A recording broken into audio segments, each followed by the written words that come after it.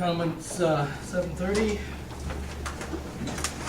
Time for our regular meeting to begin. I'd like you to please pledge allegiance with me to the flag. I pledge allegiance to the flag of the United States of America, and to the republic for which stands one nation under God, indivisible, with liberty and justice for all. John, would you call the roll, please? Blake O'Meara, John Hedinger, Here. Roy Mittendorf, Here. Bruce Buckover, here, Lynn Debbie, Here. Kevin Fleetwood. Present. Minutes were sent to you via email, and I trust you had a chance to look at them. Are there corrections or additions to the minutes?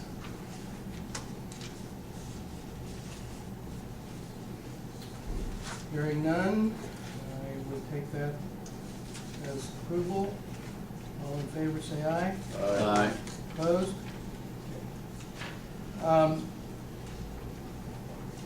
We have just a couple items of business here.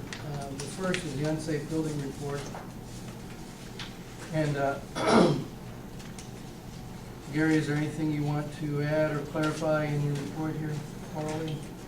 I can tell you that for those that weren't present, the dress factory has gone to council for approval, I guess, of the project to go forward for tax credits, not being an age restricted, but it's still a rental assistance community. The council last week unanimously recommended support from the city for that to move forward. There was a parking variance granted by the BZA last year when it was an age-restricted community, which is not going to be the case anymore. They were told they would need to come back and renew that variance for another year if they were going to apply for those credits. The previous meeting, BZA unanimously approved renewal of that variance for another year. So the dress factory, they are applying for tax credits. Again, they weren't successful in competing against the Decatur Hotel last year, but it's still a competitive process. There's no guarantee that they'll get them, but hopefully we can see something starting maybe next year if they're successful. Same unit mix, everything else was the same. They didn't want to redraw the plans. They were fairly confident that they would get the tax credits last year. So unit mix, number of units per bedroom, all that's still the same. So there's still somebody that's kind of interested in it, that's potentially looking to do something different. Mrs. Baraz was here last meeting kind of explaining that, but that seems to have lost some momentum. Doesn't mean that it's dead, but there's still a couple parties interested in that building. So hopefully we'll see that moving forward. Last week on Wednesday, Fire Chief Scott Chastain and I sat down with the architect for the Decatur Hotel, the Y, the Watson Building. We've got about 90% construction plans on those. They filed with the state to get those approved. One of the things that they have to do is get the National Historic Preservation people to sign off on the plans, because they've had to retain certain walls and corridors and other things. And with the government shutdown, that's kind of put a little delay on them. So we don't know how quickly that'll pick back up once the shutdown's over, but at least locally they're chugging along and getting through the state historic preservation folks, the fire and building services, and they hope to still close in November and start construction. The closure, is that dependent upon National Historic? Yes. Oh my gosh. Okay, It is. so the timeline is pushed back?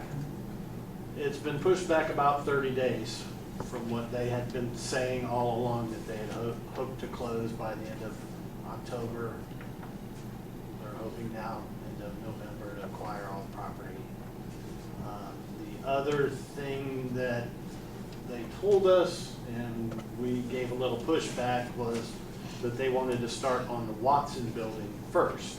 And we said, we've been told that you were going to start on the hotel first.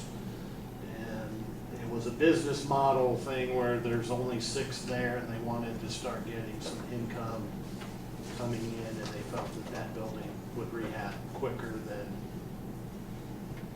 the others. So they have kind of adjusted their schedule now, and the Decatur Hotel is the second building that they want to do instead of the first. Is the transfer of the ownership of the buildings, they're all or nothing? Or will, like, the Watson building go if the other one doesn't get historic? Because that was probably not considered a historic building, is it? A little bit, yes. It is, or that one? All of them are somewhat historic. All right. Okay, Now, he already owns the Y. yeah. It's the other 2 that were tied up that they're purchasing on contract. And the Y's already been National Historic, it's already on the National Historic Preservation. Right, but when you remodel it and you. I understand, some but of I the mean, corridors they don't and need, things they don't that- need, I understand that, they just don't need the federal government to approve that one. Yes, they do. Well, that one's still, it's not on historic buildings? Well, they're getting all the tax credits for all 3 buildings. My understanding is that why they'd have to reapply. Yes, but just because it's on the national Registry. you need to preserve certain things in there and certain hallways and corridors. Maintain its registration. I understand that, my question was, that it's not important. Anything else? The Finley residents, gentlemen, they've got a truck out there, and they're trying to close the cleaning out, but that truck's been there for weeks. Kind of stable. I don't know if it must be a big truck. I don't know if they're putting new stuff or not. My point is, at some point in time, we gotta give them a deadline, otherwise the truck's gonna sit there at Christmas yet, well, we're still cleaning it out. I just went by that truck yesterday, and now it is completely full of bag material inside and whatever the nature of it is, I guess they're gonna dispose of it, so. Hopefully, they get rid of the debris that they put out of the house. I guess I'm inclined to have somebody come in and report to us. I mean, I don't know, that, we've had 2 months, it's been a couple of months that they were gonna be cleaning this out. Maybe I know it's a big house, maybe it's got a lot to do, but it doesn't seem to be a very high priority. That's just my thought. Whether or not, at some point, we're gonna have to ask people to perform and not just act like they're going through the motions.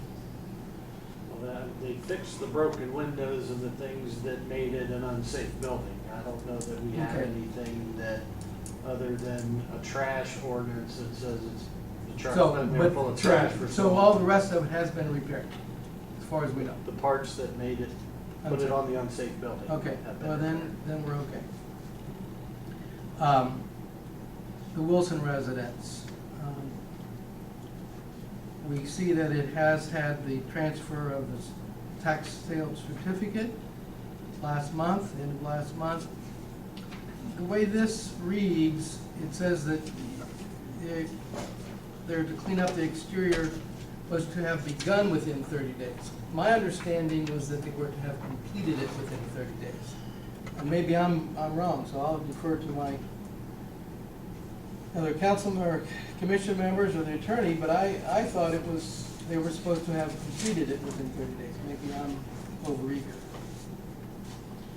My understanding from my notes was that he was supposed to have, that within 30 days he was supposed to have entered onto the property to clean it up.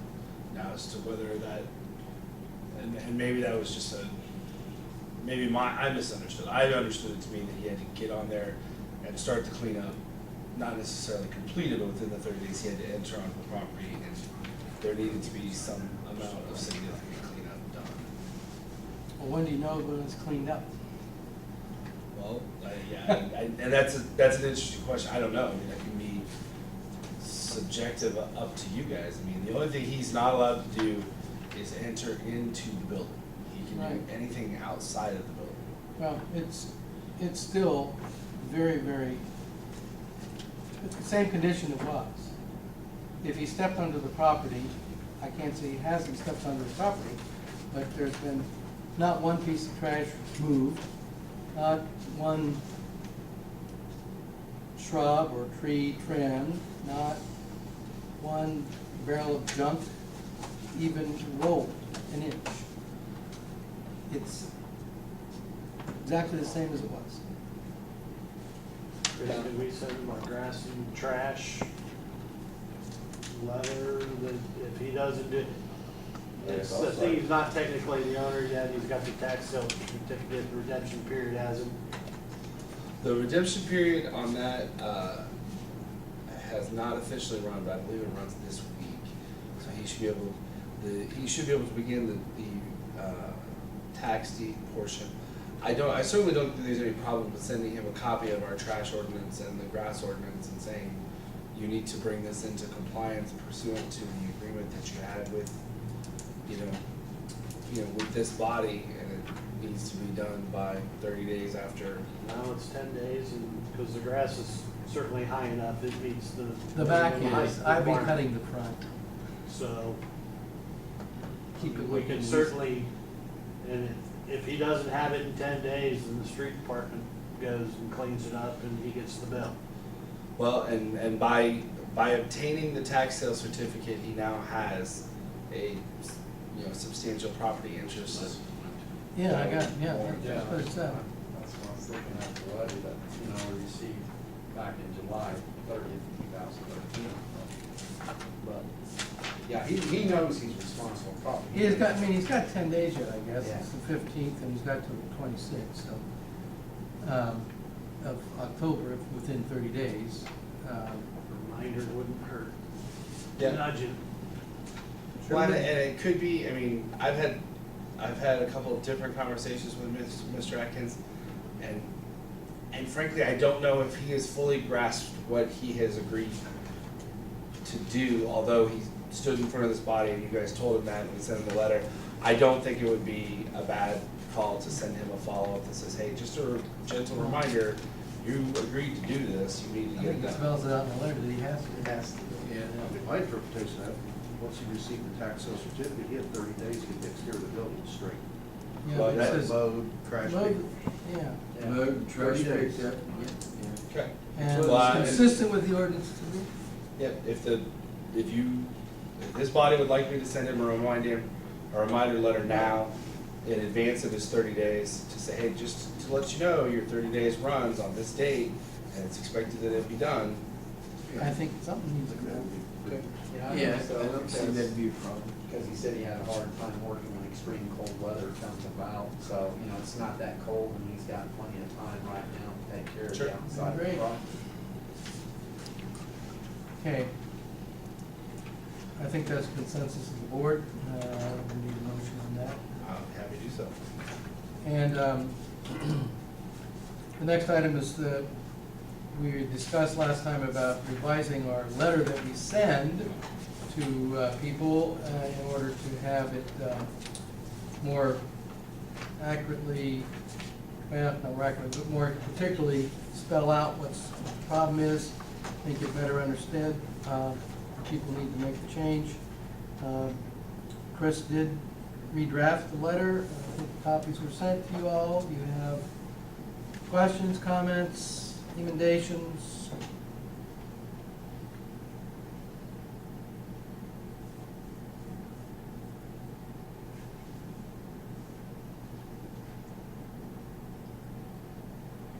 My thought is that it does give, I think, a little more clearly understood, I think, what might be their responsibility and what the problems are.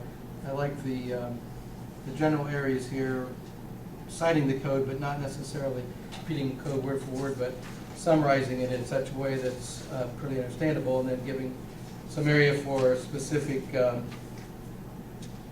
problems. A question here, in the paragraph after it says the specific defect, that first paragraph, and it says you must take corrective action and so forth. Therefore, the city, in the third line, therefore the city may take corrective action at your cost without any further notice to you. Now, if we, is that under the, trying to think, how do we, 'cause I know that for some things, we attach things to their tax lien, and other things, we're able to bill them through mowing and different kinds. Is that what we're referring to here, or how are we gonna recoup that cost? Yeah, realistically, on the unsafe building code gives this body the ability to impose the cost as if it were a tax. You also have the ability to impose it as if it were a judgment, to file Okay. with the court to get a judgment lien entered into the judgment record for the county. So we could go either way. You could go either way. No, that's fine. Another question, that same paragraph says, if necessary, the planning commission, the last sentence basically, may elect to demolish the building or have the building sealed for a period of in excess of 90 days after a public hearing. You know, we are the body that kind of makes that recommendation. But in terms of whether it happens or not, that's really the administration's decision. Well, and it's somewhat unclear based on the unsafe building code. The unsafe building code says the enforcement authority, which, you know, presumably this body is the enforcement authority, but you also make recommendations to the council, and the council then execute. As we did on the Wilson property, this body Right. conducted a hearing, made a recommendation that went up before. And then obviously to have the work done fell within the Board of Works. Right. That's fine, I just Yeah. wanted to make sure, I mean, and we don't need to spell it out, but I just wanted, if we use this, I want to make sure that we know what we're saying. And in the last paragraph of that same page, it says, you know, we can have a public hearing and impose fines and costs, and then plus an additional $5,000 penalty. I'm not sure what that is. Well, and that's something that as I was redoing the letter, I'm reading a little bit more into the nuance. There is a section that says if you elect to enforce a judgment lien against a party, you can also impose against them, in addition to their costs and that you've incurred, an additional $5,000 penalty on top of that. That Okay. now. And that's fine, I mean, having it in there that is within our prerogative, then it should be there to kind of put a little fear of God in it, so to speak, or fear in the wallet.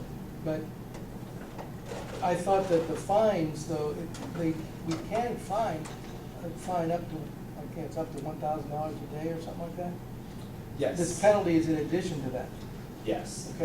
that's my argument, yeah. Okay. Now, I will tell you that my argument involves a little bit of extrapolation of the statute, but there's no case that has said that I can't do it. So that's kind of the argument I'm using, and I thought that from an enforcement standpoint, if you put that in there, it just makes it a little more, as you said, more of a stick. Kind of a here's the carrot, easy way, here's the stick. Is that only with the judgment? That's on the judgment portion, yes. So if you decide to do it as a So if you- lien, tax lien, If you decide to do it as a tax cost or just a tax to them, you can't impose a penalty. Right. The penalty is from the judgment portion. Okay. Any other questions or comments from other commission members? Do you think, are you satisfied with this? I like it personally. We want to go in this direction as opposed to what we have? Mr. Ted McMahon, Yes. I have a suggestion here. The situation we run into with the Board of Works this past time, if you're the body, this board is, to determine that something's unsafe or is in need of repair, and you can utilize the city engineer with the unsafe building fund to make those repairs or modifications to make it back within safe conditions, then it wouldn't have to go in front of the Board of Works, would it?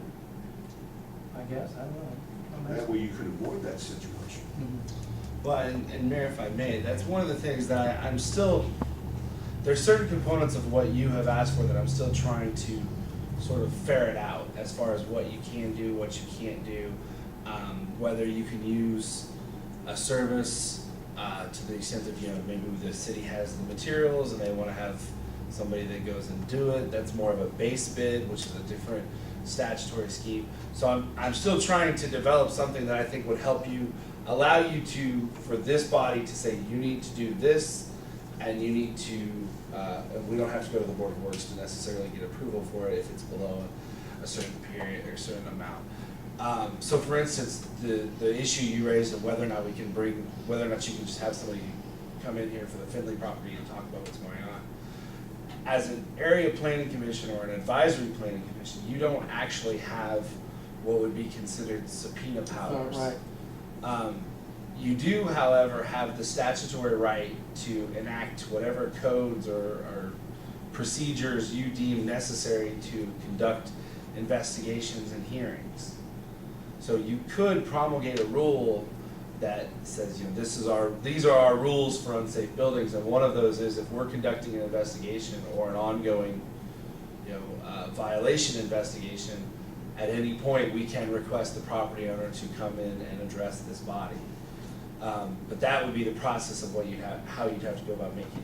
So those are all things that I'm still sort of cobbling together a recommendation for you. But one of those is, as the mayor indicated, using city folks to do things as opposed to necessarily going to an outside bid process. Well, hopefully, I mean, what this letter is designed to do is to have the property owner make the corrections, not for us to, or not for us to have to go back and have an ongoing conversation with these people for months on end. Sure.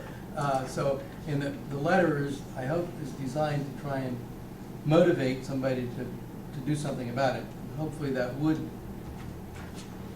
the things we're talking about in terms of taking next steps, or what, if something's really bad, that would be the exception rather than the norm.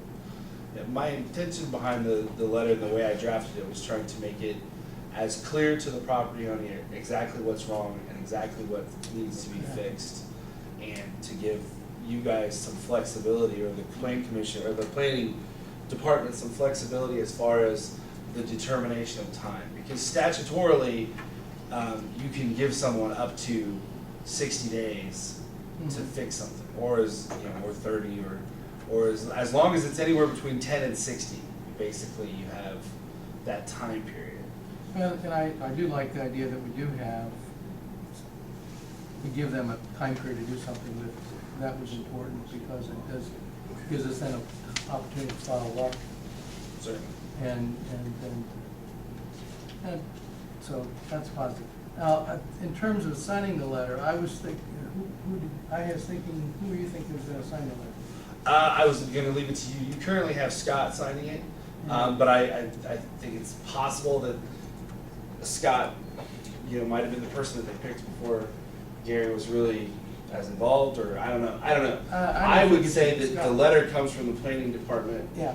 And It should be signed by a city engineer. that would be my recommendation, but obviously Scott's going to, I know that one of the thought process was having Scott do it is because Scott has the authority as fire chief to enter onto a property and look at it for an unsafe building determination and that sort of thing. Well, but we've already determined Yeah, by the Determination's letter, been made. you made a determination Yeah, from we that. already made a determination, But so. he's also allowed to enter into Right. buildings Now, that would there be an I issue don't if it's have signed the by right both? to do. But I don't mind signing the letter. Scott and I work together on a daily basis. I think it's coming from this, it's coming from the plan department, it's coming from the city, it ought to be signed by the head of that department. That's what should be signed. You know, unless the mayor wants to sign it. It's coming from the city, I think that's, because the determination, Scott's the one's helping make the determination. He may not be the only one, and there's other, you would, I would think you would have some input as to make a determination Mhm. whether something's safe or unsafe. and the other part of that I think is, that would be pertinent is, as these individual citizens are trying to go through the process of fixing whatever is wrong, really the department that has to sign off on it is yours. Right, So when they have questions, it's easiest probably to direct them to you. yeah, it's one less step. Okay, so the city engineer will be the signer. Is this something we want to go with? John, yes? Roy, you think we should move with it? Yes. Kevin, you're still studying it, you got any more thoughts? You okay with it? Bruce? I'm fine with it. I think it's better than what we had. I think Yeah. it'll motivate people. Yeah. Again, I think that's consensus of the board, I don't know if we need a motion, that consensus of the board is that we will utilize this letter with signature coming from your department, coming from Gary. I don't know if this is something that even could be implemented right away with Wilson. Wilson's a little bit different case, I think, probably, but. Yeah, I believe that for the Wilson property, I will send Mr. Atkins a different Just letter. than highlight this. that one section of the previous letter that said, you've got 30 days to undertake activity to remove debris outside, mow the lawn, otherwise place the exterior of the residence in a condition consistent with the ordinance of the city of Greensburg. So, Well, and what I would probably do is make specific reference to that letter, and just as a kind of a gentle. I would just- Yeah. It would just be on it. Are there other items that need to come for this plan commission by members? Bruce, anything you want to bring forward? Well, I had a question for Gary, and it doesn't really pertain to this, but I didn't know, maybe you might know the answer. Let's, hypothetically, let's just talk about the dress factory, that's what I'm asking about. It's on the historical registry as one of the buildings to be preserved. Future residents, let's just say, they didn't have insurance on that building, and the storm that we had a couple of years ago really did some damage to it, and we didn't have no interest in it. And it was just deteriorating, which has happened to a lot of buildings across our state because of lack of funding. How hard is it to get a building like that removed from the National Registry so some action can be taken on one of those buildings to make it safe for people who live around? You have any idea? Difficult. Is it? Well, I was thinking about that one day, so I called Randy Fry, got one of his associates, and he was supposed to get back with me. And since the shutdown, I hadn't heard that from him, because I told him I just read an article in Columbus, Indiana's paper, that they had I think it was a canning factory or something that had been sitting empty, and they wanted to develop that area, and it was on the National Registry. And they're having the same situation. I said, if they're dangerous to the public and they're falling down and no one's showing interest to put money in these buildings, and since there's such strict guidelines they got to follow, is there a way that we can get them off there if they need immediate attention to make it safe for the community? And he said, that's a good question. He said, we had a dinosaur clause, but he said, I don't know exactly what all that entails, but he was supposed to get back with me and see if he knew all that, see. I said, yeah. Pretty much at that point, they say make it so it's safe, so that you put up fencing and other stuff around it, so it doesn't Yeah, that was If it killing does us. collapse, it doesn't harm anything else, but Uh, to tear them down is, I said, well, you know, I said, Really it's an difficult. expense to the city, you know, because such as ourselves, I was explaining, we have to go over and maintain the lawn, you know, if the windows are broken out of, trying to keep people out of them, prevent criminal activity from taking place there, or whatever else may happen, and make it safe for people who do live near the project. And he said, that's, you know, and I said, with the lack of money, and it seems to be an ongoing problem, you know, I think we need to start searching for some kind of answers, for some good solutions for that. And he said, well, he goes, you definitely brought up a good point. 8-foot chain link with barbed wire. Yeah, Keeps but- people out. I haven't got a response back. And so it it's does, kinda when it falls, it open. doesn't. I imagine the historic preservation, whatever that group is in Indiana, could give you an answer to that too. State Historic Preservation Office. Yeah, there's a They're thing. called SHPO. Kevin, anything? No, sir. Roy? No, sir. Mr. John? Mr. Secretary? Okay, we are adjourned, friends.